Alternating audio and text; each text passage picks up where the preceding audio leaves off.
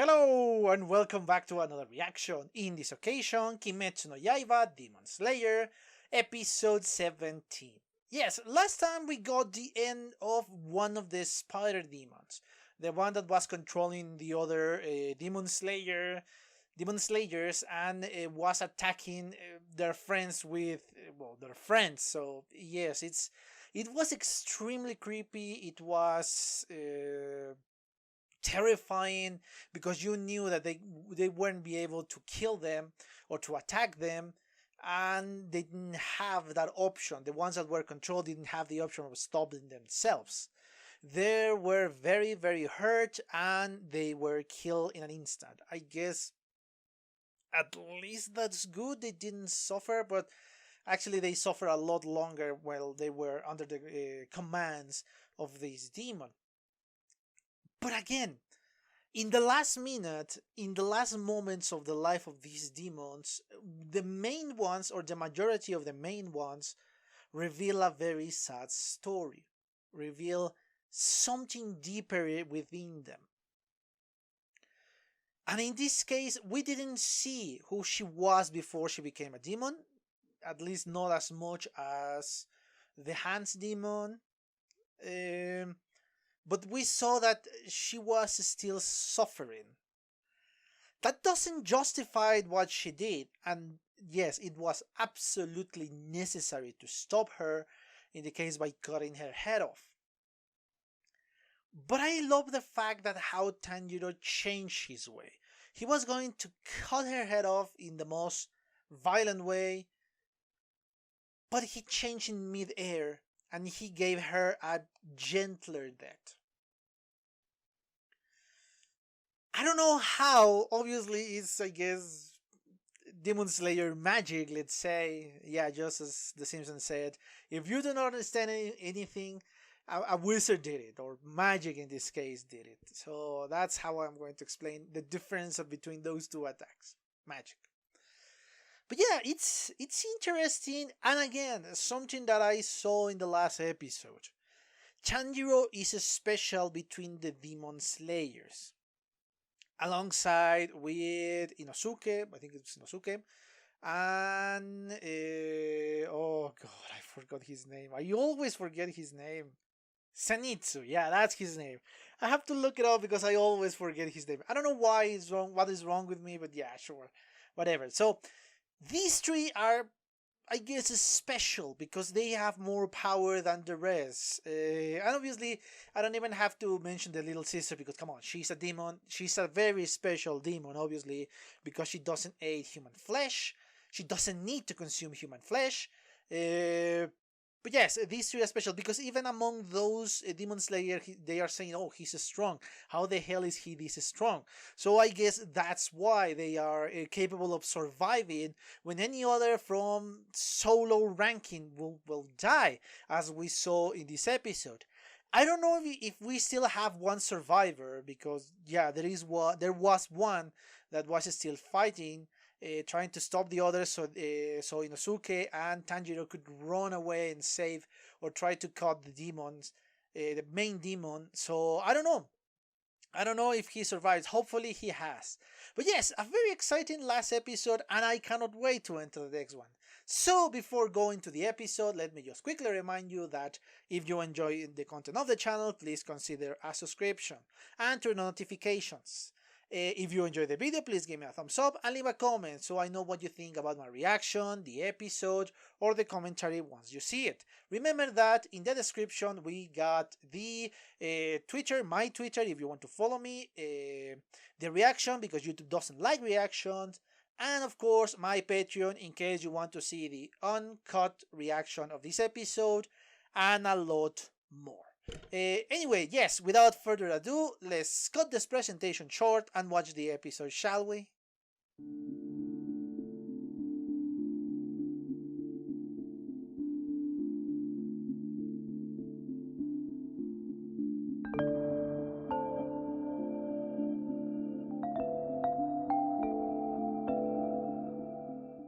Okay, I'm back. I just watched a second time the 17th episode of Demon Slayer, Kimetsu no Yaiba. I wasn't ready for this. I wasn't ready for a Zenitsu episode. I was waiting for what is going to happen next with Tanjiro and Inosuke, but I wasn't ready for this episode. And it was marvelous. It was just so much fun to see. First, let's take away in my opinion, for this episode at least, is the least important part, which is amazingly is Tanjiro's part. Yes, they are going to. Well, we got a recapitulation of what happened in the last one.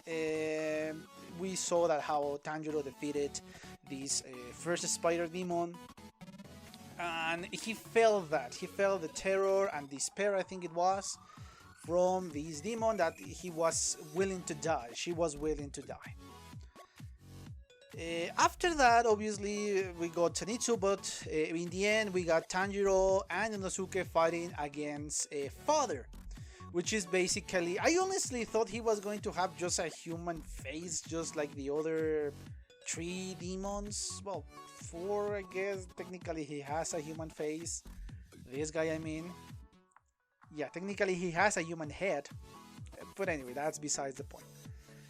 I honestly thought it was going to be just like the others, but no, he has a spider face, a spider head actually, with a lot of hair, long hair, I mean. It is creepy. That was fucking creepy, but I think the factor of the fight took me away from the creepiness. That's why I didn't react disgusted or scared with that demon, because the fight, the fast written and the revelation is just so short, and the action kicks in, or the action was just kicking in before that, and yeah, that would distract me from the spider face. But after analyzing that, yeah, it's creepy, man. It's very, very creepy.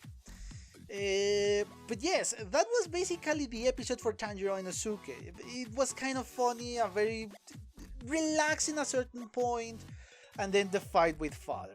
Which, now that I am seeing the episode, now that I am checking this out, I don't think Father is the most powerful. I think the boy spider, the one that threatened Mother with telling Father that she is not doing her job. That, I think, is the main demon. The second one, I guess they are brother and sister. Again, this is just a wild guess. That's what the vibe I'm getting from these two. Are the 2 major threats, and are the part of the 12 moons of this guy. Anyway, yes, as I was saying, I guess those are the main ones. After seeing this episode, that is what I'm feeling the episode is going. I don't know what to think about that, and I think I'm going to check that out in the next episode. Now, let's go to the main point of this one. Zenitsu. We got our backstory. Hell, even the backstory of his hair.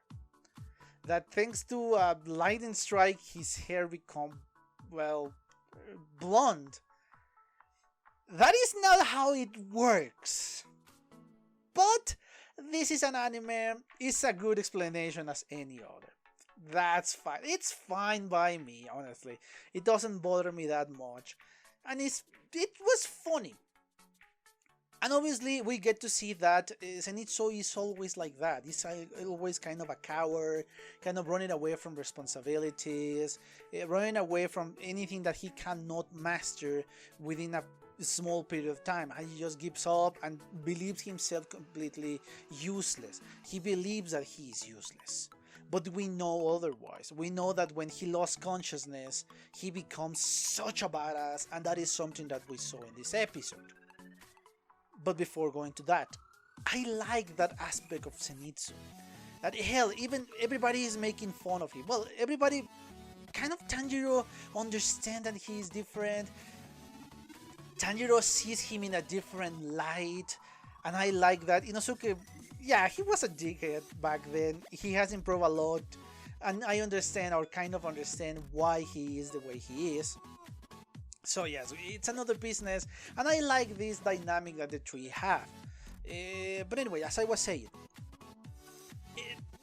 you believe that Zenitsu is not self-aware enough, or at least that's what I perceive in the last few episodes, that Zenitsu is not self-aware enough to notice that he's been a coward, that he doesn't have a backbone, or at least when he's conscious, he just tries to run away from any problem that he sees. But no, he is, and he hates himself for that. That is part of his insecurity, that even if he tries so hard, he cannot fulfill his wish to help somebody else, to reach the expectations of his master has for him. All the effort that his master spent training him, he believes he has not succeeded to reach said expectations. And perhaps his full potential is not being reached. Perhaps that's true. But I want to see said potential, because we have seen that. We have seen part of that power in what he believes is just a dream, but we know it's not. We know that Zenitsu is capable of so much more. He has mastered just one technique, one form of the 3 possible thunder breathing techniques. That's absolutely true. But he perfected that technique. And I don't remember who said this, and I think it was Bruce Lee. Correct me if I'm wrong. But I think it was something along the lines of, do not fear the man who knows 1,000 different punches, or 100,000 punches, different punches, but fear the man who knows only one type of punch, that he has punched 1,000 times. Because he has perfected that form, he has perfected that punch. In this case, he has perfected the form in the case of Zenitsu. So that is extremely dangerous. He knows how to use that technique so well, because that is the only thing he has been practicing. It lacks flexibility, obviously. He doesn't have the flexibility of Tanjiro, that can take any form and can adapt in the moment, so he can change his form and he can, attack in a different way. That is absolutely true. But Zenitsu is still powerful, and this is something that we saw with probably the creepiest fucking demon I have ever seen. The body of a spider and the head of a human, a very pale human, but a human nonetheless. My god, it was so creepy. Just remembering this get me... I hate those. And I knew I was going to hate these episodes for the demons, but it was so satisfactory to see that attack. My god, that technique was so impressive. The way he moved, the way he attacked, how he cut the head of the fucking demon. I know what image is going to be my little thing in the video. My god, that was so fucking cool, man. I love it. I love every single second of that attack. It was so fucking awesome. But please let Zenitsu live, because my god, that is honestly, that is the perfect episode of going out as a hero. But I want Zenitsu to live, man. I really wish that nothing wrong is going to happen to Zenitsu. My god, please let him live. And I guess the little bird is going away not because he's abandoning Zenitsu, but because he wants to find somebody who can cure what is the poison inside of his body. That is what I think is going to happen, that he's going to get, I don't know, the crow of Tanjiro, or perhaps Tanjiro himself, or I don't know. I honestly have no idea what is going to happen, but I am praying that Zenitsu is fine, because he deserves better. He deserves a lot more. And how lowly he speaks of himself, that even when he was a badass, he thought it was a dream, that he was dreaming that he was strong, that he was powerful, that he was saving people, that he lived to the expectation of his old master, his Grams, as he calls him, because nobody else expect anything from him, because I guess he was an orphan and he was rescued by this old demon slayer, a very high ranking demon slayer. I guess I'm still not sure. Well, I think that's pretty sure how Zenitsu suffered in his past life. and I mean past life before he joined the corps. So yes, I love that backstory. It gives so much humanity to Zenitsu. He's not just a coward for being a coward, because he has a reasoning behind. He believes that he's useless, which is awful when you got into that mentality, man. It's just awful, awful, awful.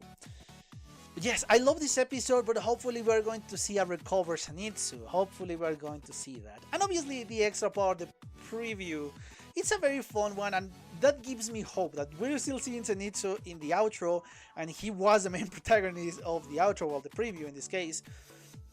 And we return to the school setting. It's just so ridiculous, but I love it. I love that humor in that part. Anyway, yes, I think I exhausted the topic of this one.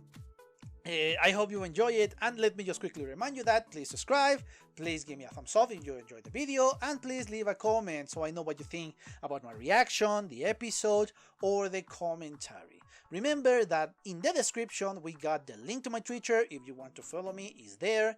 The link to the reaction, because YouTube doesn't like reactions, and obviously the link to my Patreon, in which you can find the uncut version of this video, at least from the reaction. The commentary, I don't have to cut anything. I have the copyright of my face and my voice, luckily. Anyway, yes, enough about that. I hope you enjoy it, and I have nothing else to say, but thank you for your attention, and well, see you on the next one. Bye. Okay guys, I hope you enjoyed that video, and if you did, give it a like, so the algorithm from YouTube will help me out.